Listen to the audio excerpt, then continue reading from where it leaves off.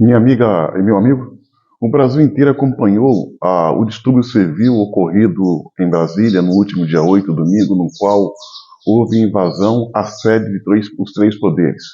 Invasão essa que a esquerda e a imprensa militante correu para dizer que aquela invasão era a responsabilidade e ato praticado pelos manifestantes de direita.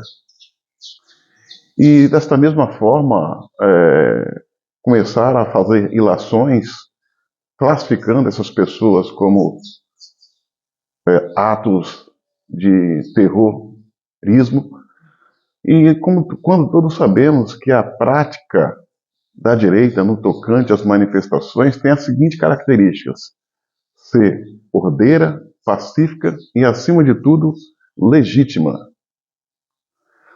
Imediatamente surgiu imagens de pessoas que estavam, pessoas de esquerda, radicais de esquerda, que estavam infiltradas no movimento, com o claro objetivo de provocar a desordem e atribuir a culpa ao pessoal da direita. E com base nessa narrativa, a justiça brasileira determinou a prisão de milhares de pessoas, de uma forma arbitrária e injusta, sem nenhuma razão que justificasse. Logo em seguida, informações dão conta de que o presidente Lula e o ministro da Justiça, Flávio Dino, sabiam com antecedência dessa desordem a ser provocada possivelmente pela esquerda. E não sabemos por qual razão, eles simplesmente não tomaram as devidas providências.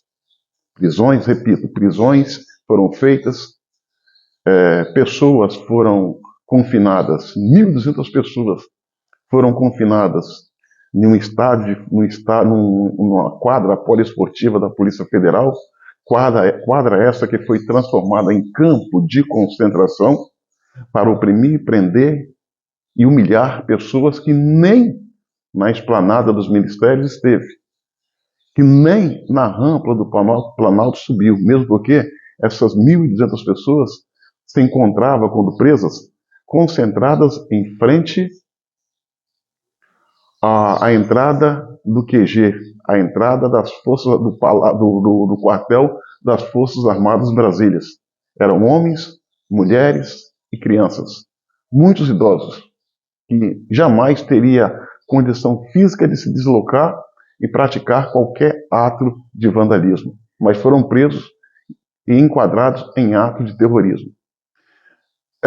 Muita especulação está sendo feita em torno dessa situação, algumas verdades estão vindo à tona, mas a fala que mais me chamou a atenção, e eu queria que você também prestasse atenção, é a fala do ex-ministro da Defesa do governo Michel Temer, Raul Jungmann.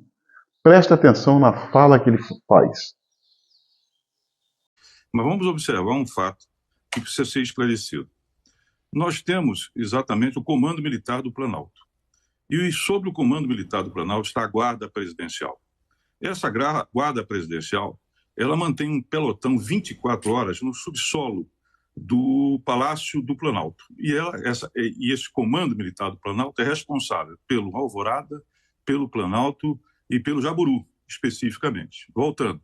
E lá embaixo do Palácio do Planalto, nós temos um pelotão, que quer dizer que 35 homens aproximadamente. Quem é que comanda isto tudo? É o GSI.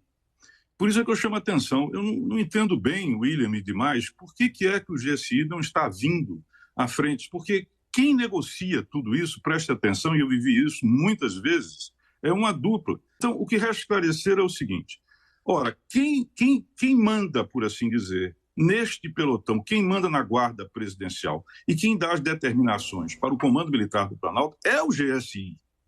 Essa questão não está esclarecida até aqui, ela precisa ser esclarecida. Entendeu, William? Então, respondendo à sua pergunta, essa é uma questão central. Este apagão da inteligência do governo federal, que tem diversos órgãos, tem Polícia Federal, a Polícia Rodoviária Federal, por exemplo, Está certo o ministro Dino quando diz, olha, não tinha como arrancar, porque não tinha arma, não estavam drogados, não eram criminosos. Mas, evidentemente, que isso teria que ser sinalizado para a inteligência. Não poderia ser pego, e como eu disse aqui, vários sinais foram dados anteriormente. Mas, enfim, são questões que precisam ser esclarecidas, e até aqui não foram. E eu também não tenho visto a figura do responsável, que, se eu não me engano, é o general G. Dias, a respeito do que é que se passou, por que esse curto-circuito, o que foi que houve naqueles momentos em que a Guarda Presidencial e o Comando Militar do Planalto, que obedecem às ordens, no caso do GSI, especificamente, eles não se moveram e não se mobilizaram para isolar, pelo menos, o Palácio do Planalto. Então, minha amiga e meu amigo, depois dessa explanação didática, clara e compreensível, a gente chega à conclusão de que tudo que ali aconteceu foi uma coisa orquestrada, salvo engano, orquestrada por membros do próprio governo, com um claro objetivo de chegar a essa conclusão, a quebradeira, a desordem, e ao mesmo tempo atribuir a culpa àqueles que não a causou. E a gente está vendo prisões e prisões sendo decretadas por causa desses atos. Conclusão, para finalizar: pessoas que deveriam estar presas estão soltas e prendendo. E outras que deveriam estar soltas por ser inocentes estão presas. Aí eu te pergunto, isso é ou não é uma ditadura? Algo precisa ser feito para salvar o Brasil desse regime nefasto que é o comunismo e o regime tirânico do ditador Lula, que em parceria com a banda podre do judiciário está colocando brasileiros de bem de quatro e humilhados. O Brasil não merece isso. Que Deus abençoe a nossa pátria. Mesmo porque sem Deus não somos nada. E aqui na terra, aqui no Brasil, nós não temos até então a quem pedir socorro.